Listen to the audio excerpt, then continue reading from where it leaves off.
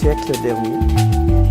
Tout a commencé pendant mes études en psychologie où, pour être très près de la pratique et de la réalité des jeunes, j'ai été éducateur à Québec, au Mont-Diouville, l'ancien Mont-Diouville.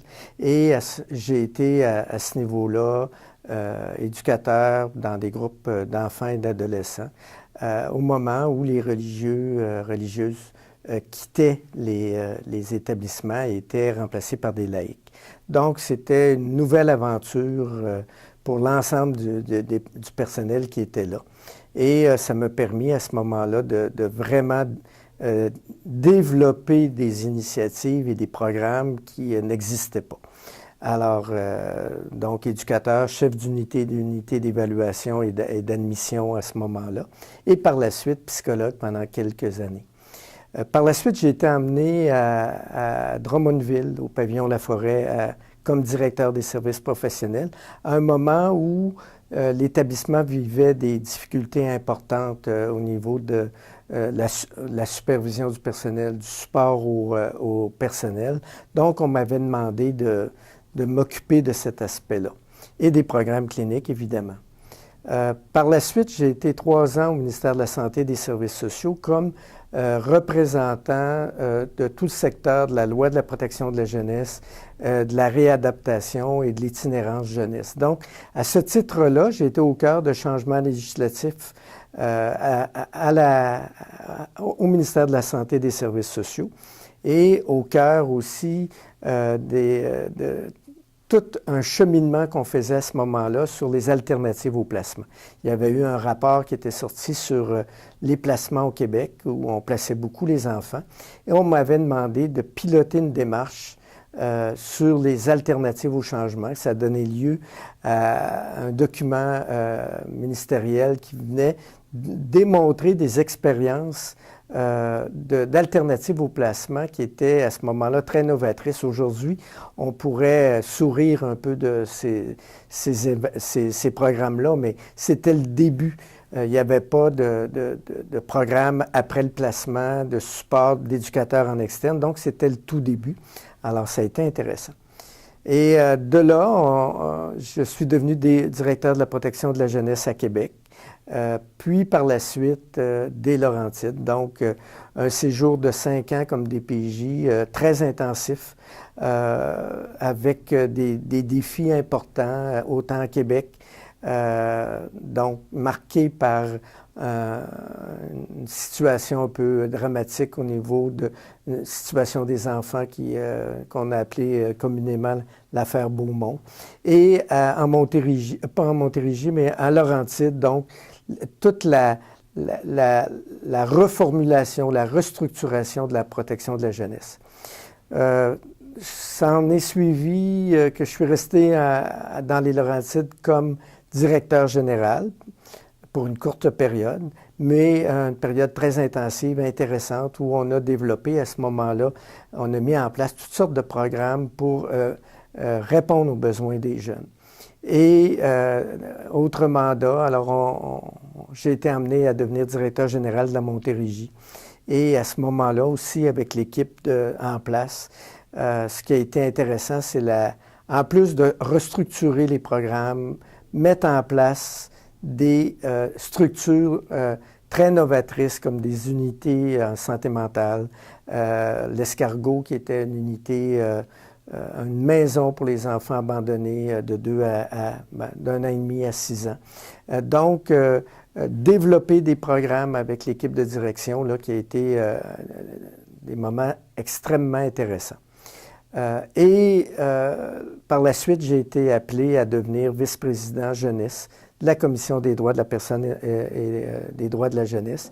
Et ça fait maintenant 4 ans, sur un mandat de 5 ans, là, que je suis à la commission, dans un contexte un peu particulier où on a une grande réforme des services à la jeunesse, des services santé, services sociaux. Donc, un peu l'abandon de ce qu'on a connu au niveau des centres jeunesse, de l'association des centres jeunesse, et une réorientation aussi du secteur de la jeunesse à la commission pour en arriver d'une part aussi à proposer des actions, des orientations aux gens qui restent là dans le réseau et qui ont toujours à cœur d'aider ces jeunes en difficulté. Alors voilà. Je pense que comme éducateur ou comme travailleur social, là, on parle de travailler auprès des jeunes dans les unités de réadaptation, dans les foyers de groupe ou les travailleurs sociaux au niveau de la DPJ ou de l'application des mesures, ça demeure la relation d'aide. C'est clair que les gens qui ont décidé à 16, 17, 18, 19 ans de faire des études pour devenir éducateur spécialisé, psychoéducateur, travailleur social, c'est que à quelque part, il y a une fibre qui est là pour aider, supporter, être à l'écoute des gens les plus vulnérables. Donc, évidemment, ces gens-là peuvent œuvrer auprès des personnes âgées, des personnes handicapées. Si on revient au secteur jeunesse, donc, des jeunes hyper vulnérables, donc, d'être en mesure d'établir un contact avec ces jeunes-là qui, des fois, très souvent, ont été déçus par des relations avec des adultes, par de l'abus ou de la négligence ou toutes sortes de relations qu'ils ont pu vivre. Donc, avoir la motivation, la passion, l'art d'établir un lien avec cet enfant-là, avec cette famille-là, pour l'emmener à cheminer. Parce qu'on ne peut pas faire le cheminement à la place de l'enfant.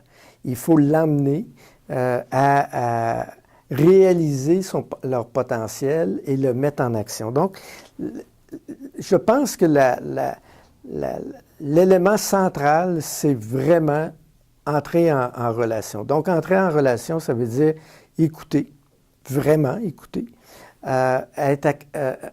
suggérer, aider, proposer, pas faire à la place d'eux, mais amener, puis avoir de l'indulgence par rapport à ces enfants-là. C'est évident que avant que l'enfant qui a été blessé, avant qu'il établisse une relation, il va tester. Donc, il faut être patient. Il ne faut pas penser qu'au premier contact, l'enfant va vous sauter dans les bras et va dire « Ah, c'est extraordinaire ». Ben, ça se peut que ça arrive, mais c'est un autre type de trouble à ce moment-là. Là. Il y a un trouble d'attachement qui est important. Mais d'être capable d'être patient, de revenir, de répéter, mais c'est le cœur de l'intervention, c'est la relation d'aide. Évidemment, ça ne se fait pas tout seul. Alors, comme éducateur, comme psychoéducateur, ça se fait avec une équipe parce que le jeune peut établir une relation avec un membre de l'équipe, puis c'est plus dur avec d'autres. Donc, il faut partager aussi les moyens qu'on a pris qui fonctionnent, puis d'autres qui fonctionnent plus ou moins. Et évidemment, la formation est à la base de... on ne peut pas s'improviser comme ça du jour au lendemain avec un enfant blessé. On ne peut pas s'improviser hyper chirurgien de l'âme puis la réadaptation. Non, il faut avoir une formation, puis je dirais une formation de base au point de vue des cégeps, des universités, mais aussi une formation continue parce que les besoins des enfants évoluent. Quand j'étais éducateur, on ne parlait pas de la santé mentale de la même façon qu'on en parle aujourd'hui. On ne parlait pas de la consommation comme on en parle aujourd'hui. La fugue avait une autre signification. Donc, être à jour dans qu'est-ce qui se passe, puis comment aider, traiter ces jeunes-là. Et évidemment, d'avoir le support, l'encadrement de personnel d'expérience, des seniors qui vont nous aider à des fois, prendre un recul, puis à dire, ouais, telle chose, là, peut-être que c'est à ne pas recommencer ou bien en faire telle autre affaire. Et les outils cliniques, donc les volumes, les outils cliniques sont à la disponibilité des professionnels tant sociaux qu'en réadaptation, qui, dans le fond, c'est un plateau de moyens qui sont mis à la disposition de l'intervenant pour être en mesure d'aider ce jeune-là et cette famille-là. Vous parlez tantôt de la réforme. Est-ce que vous avez des craintes par rapport à l'ensemble de ces conditions-là, dans le contexte actuel?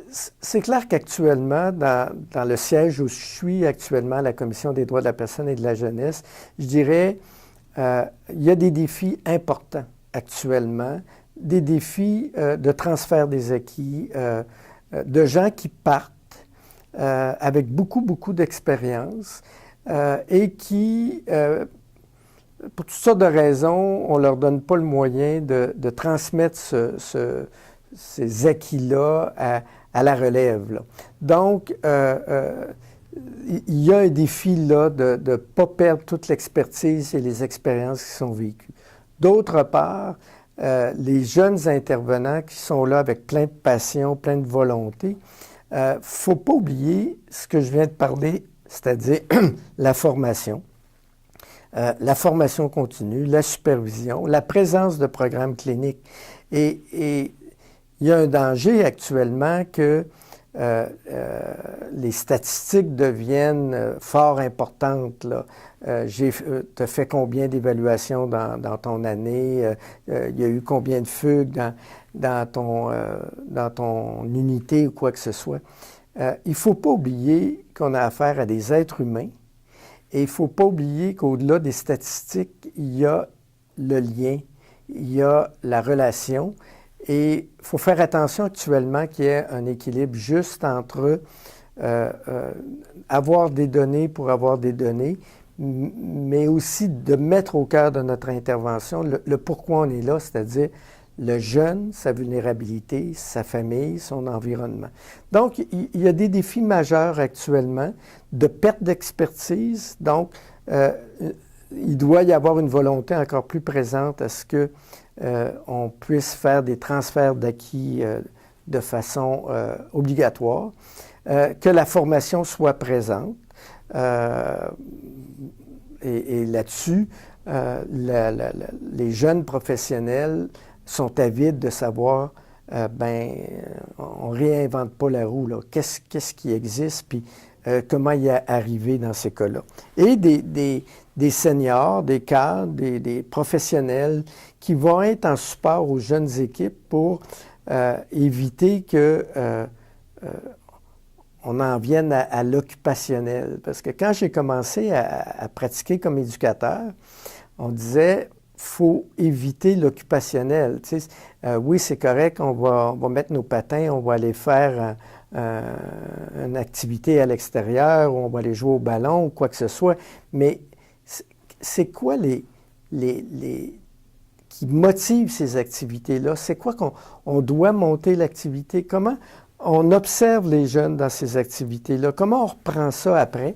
Donc, il faut faire attention là, pour pas qu'il y ait un glissement par rapport à ça. Donc, il y a un défi immense actuellement dans le réseau des services sociaux de maintenir des expériences, maintenir une expertise, faire en sorte que la formation soit là, la supervision soit là et que les programmes cliniques, on les ressorte, on les fasse vivre.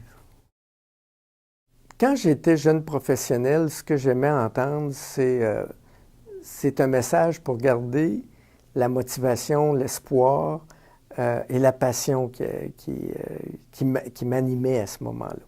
Donc, quand je rencontre des jeunes professionnels, c'est de leur traduire qu'ils ont une passion importante pour l'être humain, l'enfant à grande vulnérabilité, leur famille, et c'est de maintenir cette passion-là, malgré les déceptions, malgré les échecs à l'occasion, malgré, on pourrait dire, malgré le manque de formation, peu importe, mais c'est de maintenir la flamme, la passion d'aider ces jeunes-là et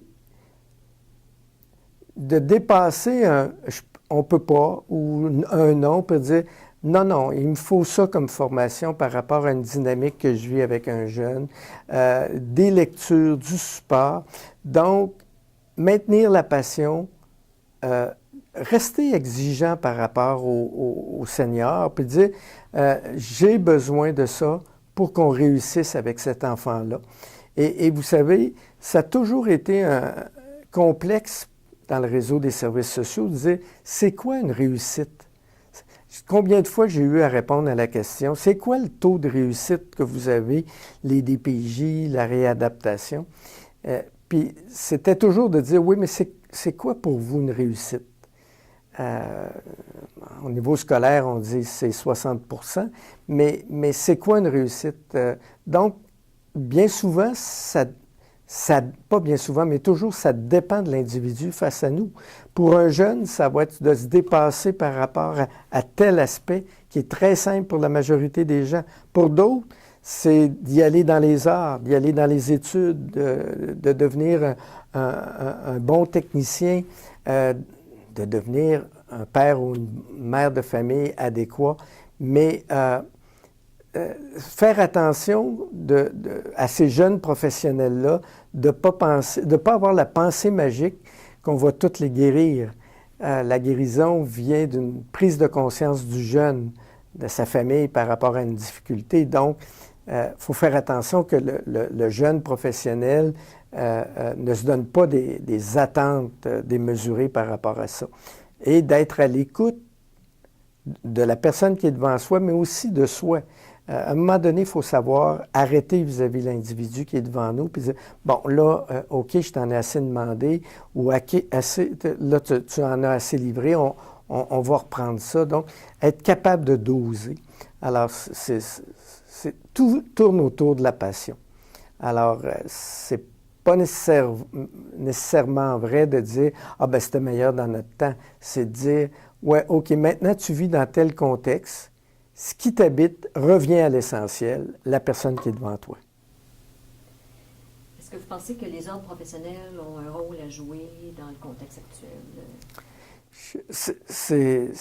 Votre question tombe pile parce que ce matin, je rencontrais les 10 ordres professionnels qui sont touchés par la loi 21 sur les actes professionnels directs au niveau du secteur santé et services sociaux.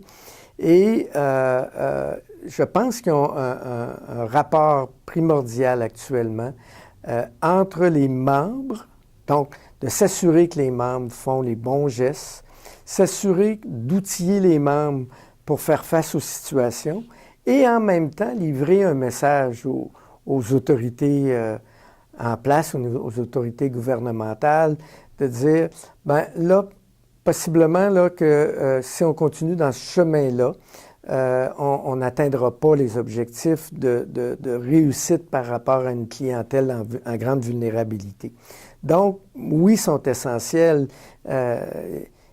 Évidemment, ils ont un rôle encore plus majeur depuis que les associations qui jouent un rôle de concertation, de cohérence entre les différents professionnels en protection de la jeunesse jouaient. Alors, les ordres maintenant, que ce soit l'Ordre des travailleurs sociaux, les psychoéducateurs ou les autres, doivent être très à l'écoute de leurs membres, pas nécessairement juste sur les conditions de travail, mais sur les conditions de mise en place de la qualité pour répondre aux besoins des jeunes et des familles. Bon, ça a été une belle époque, l'Association des centres jeunesse, la Caisse, etc. Le défi aujourd'hui, c'est le défi de la cohérence, puis le défi de l'avancement des pratiques. Et dans ces nouvelles structures-là, il faut réinventer et mettre en place les conditions pour que les jeunes directions, les jeunes DPJ, les jeunes qui travaillent en directeur de la réadaptation, travaillent pour développer les pratiques, prendre conscience de ce qui se passe, bien analyser les recherches et faire une cohérence.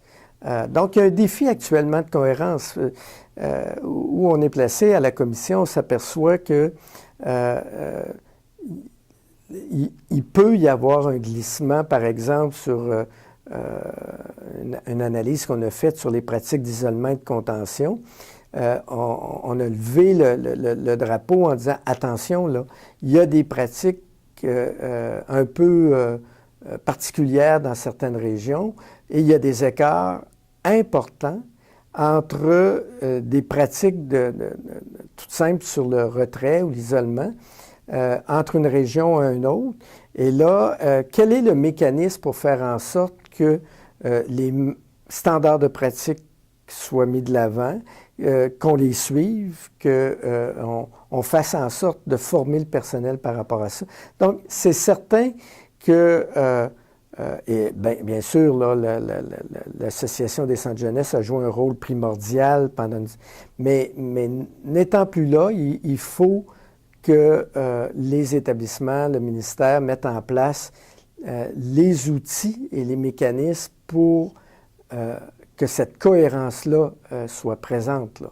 Sinon, on va avoir dans chacune des unités des façons de penser différentes et là, ça serait un glissement très dangereux. D'abord, dans un monde où actuellement, il y a beaucoup de questions de santé, les nouvelles organisations ont été mises en place pour défaire un peu des silos qu'il pouvait y avoir entre les différents établissements. Ça, il y a du bon là-dessus. Il y a des expériences intéressantes actuellement sur des équipes intégrées, première ligne, deuxième ligne, et ça semble donner des bons résultats. Parce que le jeune, sa famille, sont au cœur de ces projets-là. Donc, le message qui pourrait être repris auprès des autorités gouvernementales, c'est de dire, attention, là, la clientèle jeunesse, c'est notre avenir.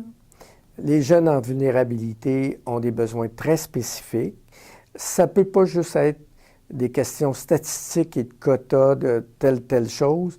Mettons en place les mécanismes pour que la formation soit donnée, la formation continue, que le support et la supervision soient présentes, que les outils cliniques soient à jour et appliqués, et d'encourager la pratique auprès des jeunes en difficulté.